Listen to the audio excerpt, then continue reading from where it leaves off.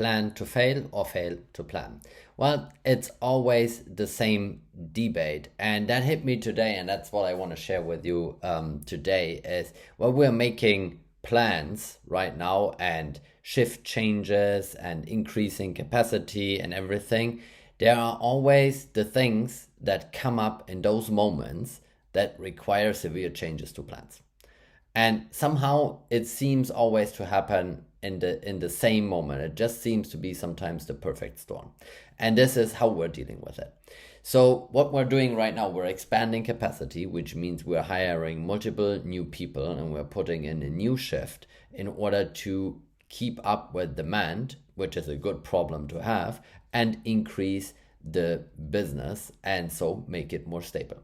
But while we're doing that, of course, there are things that, because you start to ask questions and you start to ask thinking about, okay, how am I dealing with that if I actually have people working there 7 days a week? What do we do? What are the escalation processes? What do we do if something breaks down on the weekend and nobody's reachable? And so on and so on and so on.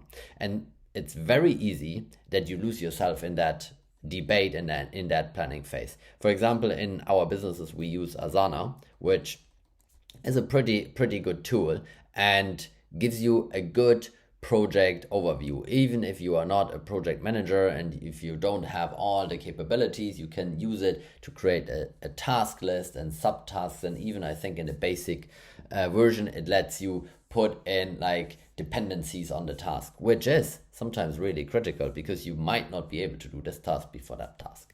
And so you plan all of that out and then you start executing. And this is where you have to plan to fail, because it usually, especially in small businesses, a lot of the information that you are building stuff on is in people's head. Very seldom everything is documented and very seldom everything goes the same time, the same way every single time. So that's where we want to go, but that's not where we are right now. So while we're doing that, it's relying heavily on the input from people. And it's sometimes there is the saying, you ask 3 doctors and you get 4 different opinions.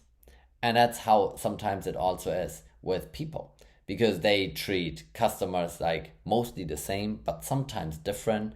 And they might not remember that they always do this step in between in order to get to the 3rd level or the 4th level, or that things move from the right side of the building to the left side of the building and so on. They don't withhold information while you are in that planning phase. They just simply sometimes don't remember.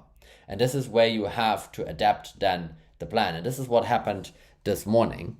And so while we are still going ahead and moving along, because you need to create that momentum will help you tremendously in order to get actually where you need to be. But we also have contingencies in our planning processes, and we are willing to sometimes abandon the plan, change the plan completely, and turn on a dime. And it seems crazy because there is all this time going into the planning and so on, but realistically, I have seen that more than once.